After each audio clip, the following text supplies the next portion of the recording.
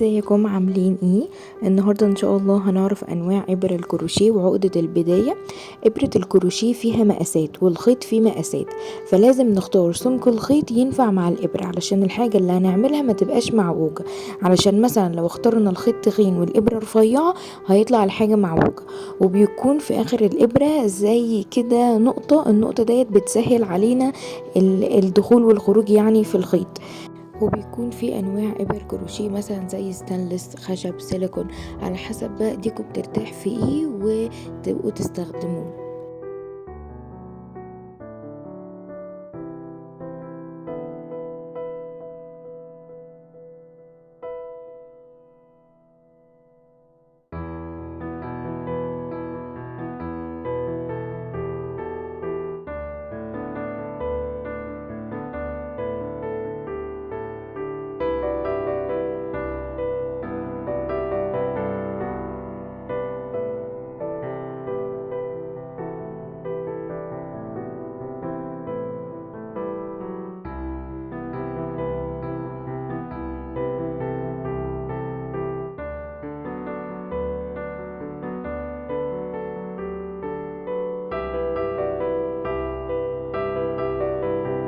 الحلو بقى في الكروشيه ان هو سهل قوي، ان احنا لو غلطنا نعدل الغلطة بتاعتنا.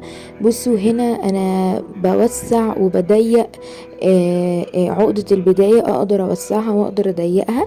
يفضل ان هي تكون وسط يعني، ولا ضيقة قوي ولا برضو واسعة قوي، تكون وسط كده، تكون ايدينا مرتاحة واحنا شغالين.